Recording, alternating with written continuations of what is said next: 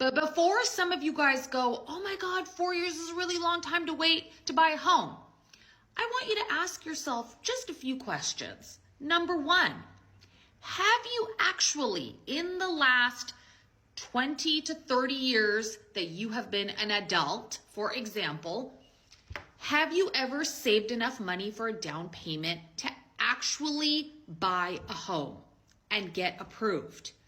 So 4 years out is not that big a deal. 4 years out post-discharge, and if you can put 20% down on a $600,000 home, and in California, that's a cheap home, let me tell you. Condos are about $300,000 to $400,000. A regular old single family home is about $600,000 in the cheaper parts of California. You would never get that in the more metropolitan areas, in the Bay Area, or in Southern California or San Diego. But let's go back. 20% down on a $600,000 home is about $100,000. On top of that, you need to pay for appraisal fees, real estate fees, closing costs, the list goes on and on.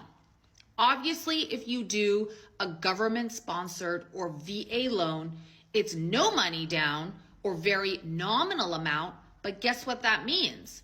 Your mortgage amount per month is going to be much higher.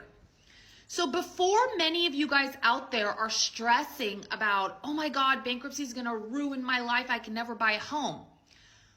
Prior to you getting into all of this debt, were you in a financial position to purchase a home, whether it be 3% down or 20% down?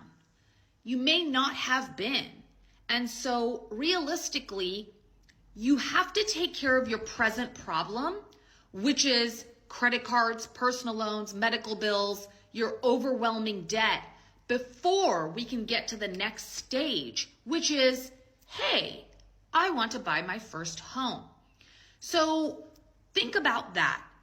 Also, if you have too much credit card and personal loan debt, you're not going to get approved by a lender anyway to buy a home. It would be pretty difficult. And for people who already own homes, that's awesome for you. You still can do a bankruptcy if your debt got too overwhelming, and you can save your home.